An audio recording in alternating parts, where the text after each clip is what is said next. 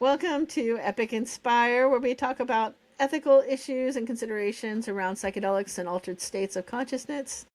And today we're going to talk about harm. Not just any harm, we're thinking about existential, spiritual, moral injury, these sort of what many might consider to be non-tangible harms or even benefits, right? We definitely want to talk about benefits too. And just to set us up a little bit, a lot of times people are thinking about physical harms, right? That's very easy for our brains to wrap around, right? Like if you do not have appropriate medical preparation, or you haven't considered possible drug interactions and received appropriate advice, which is something we always recommend here. We're not necessarily recommending anyone do any particular substances or do anything to gain into access to an altered state. But if you do, you should seek proper medical advice. And in part, that's because to prevent physical harms. Physical harms involving different substances are very known, very documented on the whole, and very preventable. The vast majority of the risk to harm for physical harm, right? In a lot of ways, I feel like we shouldn't be having to talk about the risk to physical harm in terms of the experience itself, right? I'm talking outside of trigger warning around like assault. I mean, we're not talking about assault here. We're talking about harm that comes from the experience itself physically. That's on the whole preventable, and we're not talking about those types of harms. Right, Sam? Right. I know I haven't had a chance to give Sam a chance to talk yet. So let's talk about, so what are these other categories of harm? Or possible risk of benefit. As you say, like often there's a pairing of benefit and risk. So let's talk about one. Like, so there's a lot of conversation, I'd say more about, let's say, existential harm. How would you define existential harm, Sam?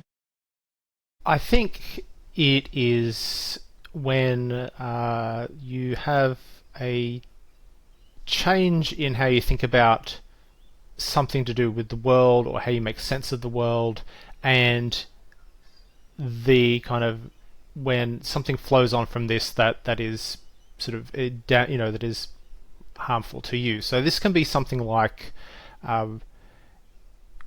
changing how you think about reality, changing how you think about what's valuable, what's important, what life means, or not, as the case may be.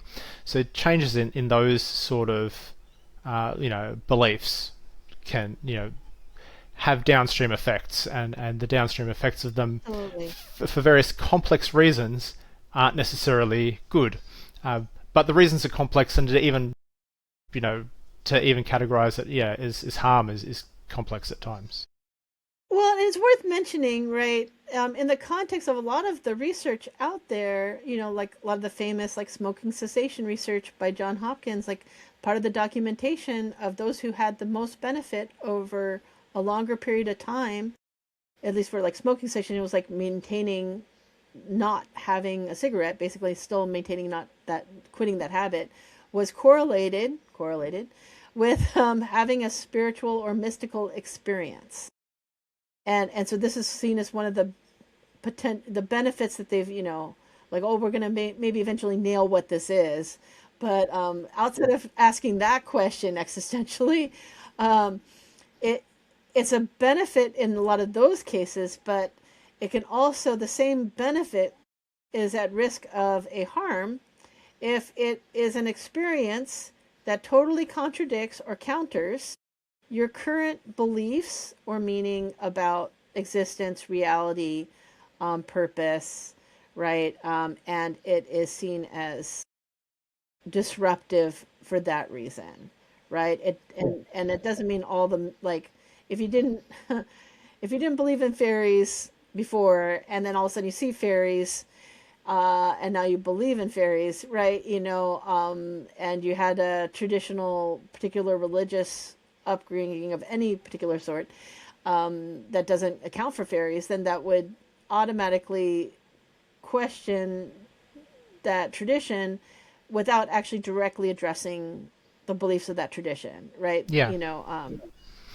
or I think, or even if you're like don't consider yourself to be particularly spiritual, if you're a Right. hardcore, you're an atheist. Atheist, You're atheist. agnostic, whatever. You're an atheist who just believes in physical reality and that's it.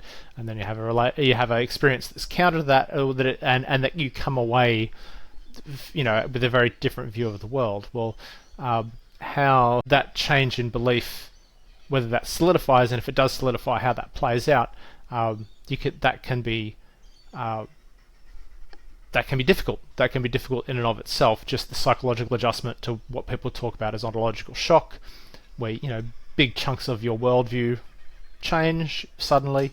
It is literally a shock. So that can be difficult in and of itself. But then downstream from that, what happens when what effect does that have? Broader effect does that have on your life or how you feel about what you're doing, what you previously your life had been.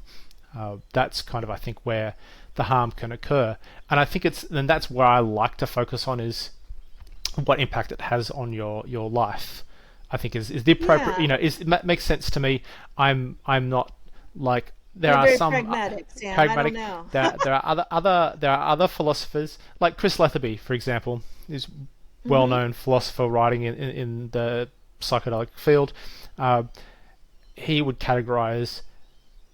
Here it talks about epistemic harm, where anytime you come to believe something that isn't true, then you are suffering a particular kind of harm. I'm a bit more pragmatic than Chris about this sort of thing, but then again, I also am much less sure. I think about the ultimate nature of reality, and I don't want to put words in Chris's mouth, but he seems more sure about the nature of reality than I do. Well, So and yeah. this is just it. This is just it.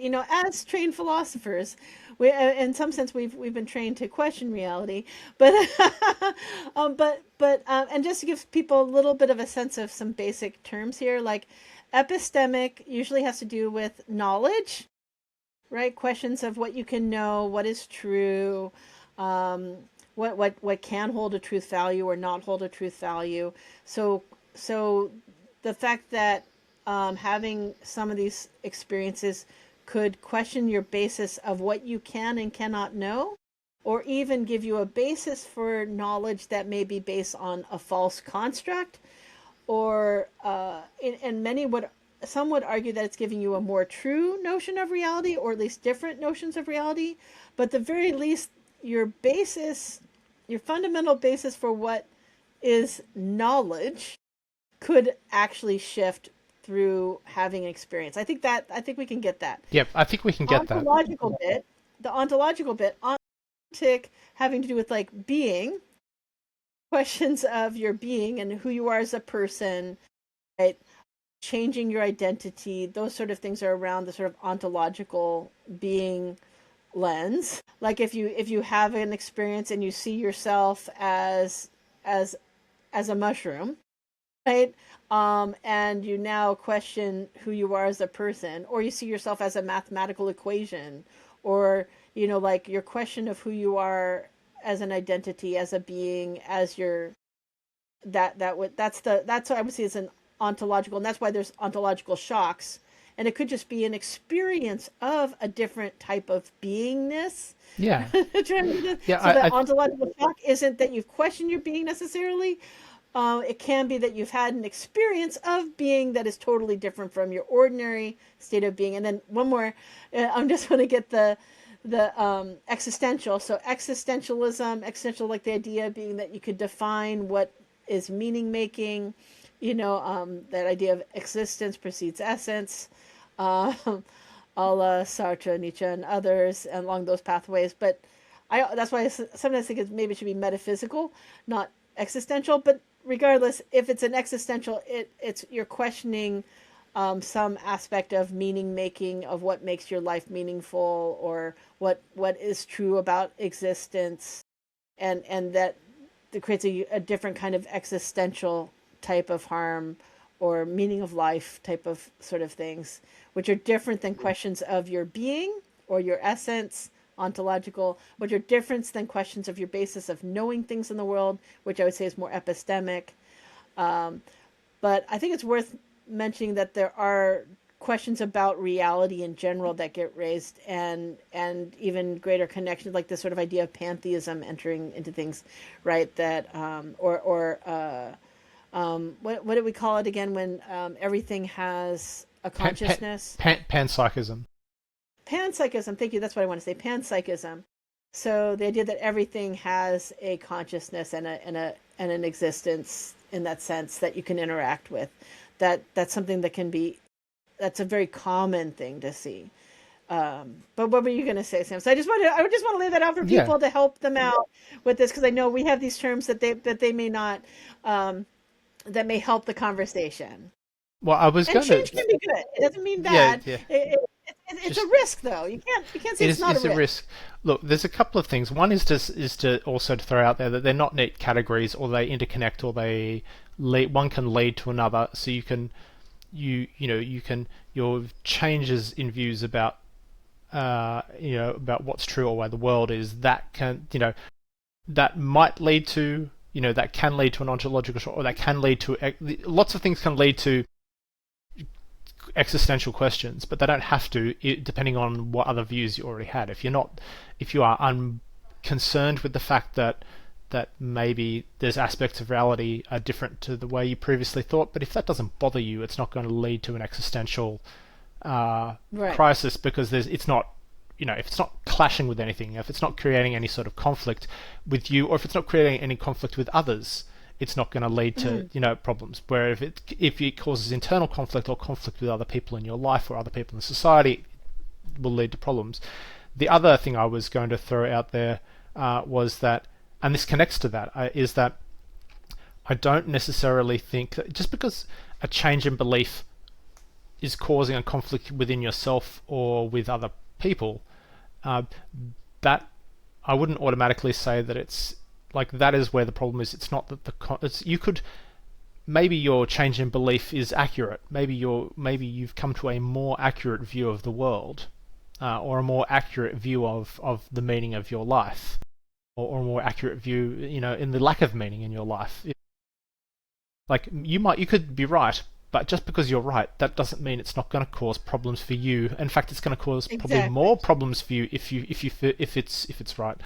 So it's not a matter of things being true or false, which is why I kind of largely reject Chris Letherby's framing about epistemic harms, is because the truth or falsity of like, there's more to what causes harm than just whether or not a belief is true.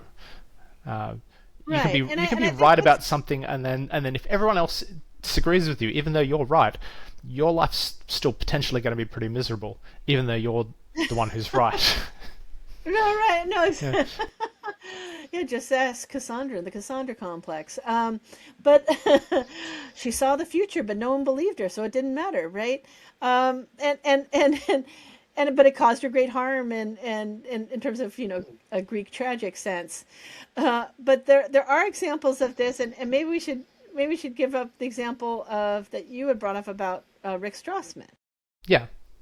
Right. So it's been a few years since I read it, but I still recall it pretty well. In his book, The Spirit Molecule, which is where he wrote about his account of his DMT research that he was doing many, many years ago. And there's one of the things that really struck me from that, and this is what's really interesting about this for therapists, is that, well, it'll become obvious when I go through the example. So at the time in the book, according to the book at least, at that point, Rick he's giving people DMT, intravenous DMT, and then recording their experiences when they come out of it. And so obviously he's recording a lot of really wild, profound sort of visions and experiences these people were having.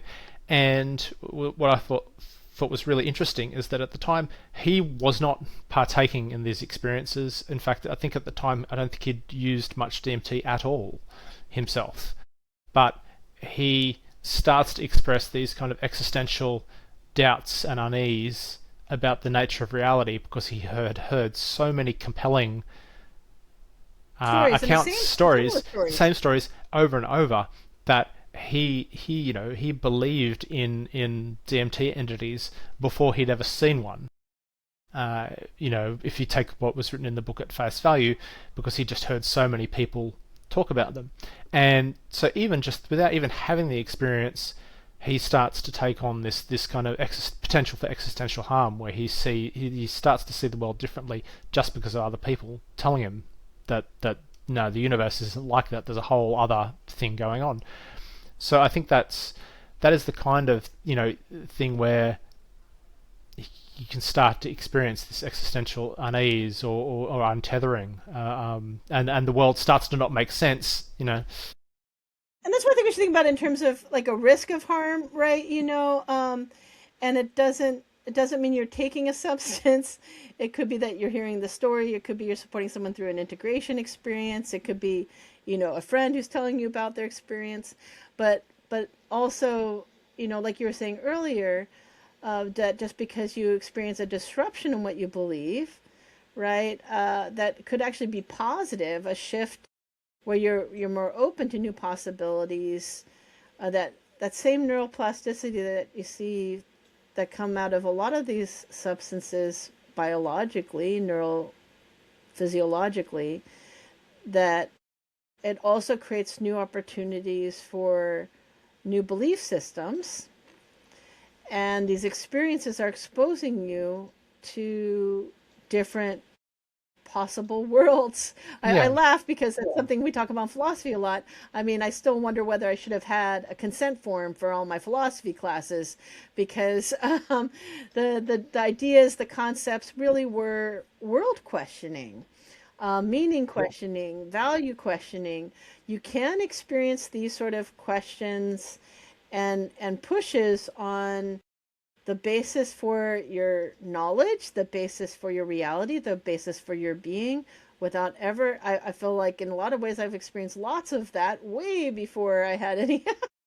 Yeah, this is why I think why in some ways I started to study a lot of particularly my later experiences happened well after I'd studied a lot of philosophy. The earlier ones, were sort of concurrent with it, but yeah, over time, when you've already been through, particularly if you've already gone through a change in worldview once without the aid of psychedelics, it feels this is not my first rodeo. Well, it's also less disruptive. I think I'd also have to say, like, and I think there's something to be said here about the type of person you are, your personality, how loosely or how strongly you hold a particular belief or belief system, will, that's why people like talk about, oh, I want an ego death or something like that. Like they Yeah. they want the disruption, they want the shift, or if you're chronically depressed, seeking out that to like, because like the idea is that, maybe if or like the people who do it for if you're end of life care for a lot of the benefits that have been documented in relation to people who are facing end of life is that it gives them hope, it gives them possibility in believing that there's something beyond death. So I don't know. I mean, I know we've talked about this for a good little chunk of time, but I guess like I don't know what to say. The conclusion is, at least in terms of introducing the subject, it's just to present the fact that this is just as much as it's very known what the physical risks are and things you can do to address it. It is very known that there are questions of your being, questions of your knowing, questions of your meaning of your life that could and very well may indeed must come up, perhaps even, depending upon the substance and the degree of the experience. That is a known risk, but it's a risk for benefit. It's a risk for harm. It's definitely a change maker. It's that whole thing with shadow work and transformation, and maybe I think what we're not as good at is about how do we support people knowing, just like we can know about a physical risk or a physical benefit, right? how do we best support people through the inherent aspect of ontological, epistemic, and existential change that happens as an possibly even as an inherent part of the experience of the psychedelic experience. And I think Yeah. that's what we're not really good at yet, at least in a Yeah. Western mindset. Totally agree. I think that one's a work in progress. Well, we're all works in progress here, at least. Thanks, Sam, for talking about this with me. I feel like, I know we just touched the tip of the surface and really just into the subject. Maybe we'll have to go deeper in another thing and pick something in particular, like a case study or something for next time or something. I don't know, but thank you all for joining us, and I hope it helps you to stay curious and open to possibilities, and don't worry about questioning. As both of us are trained philosophers, keep staying curious, but support yourself in the process. I'm like searching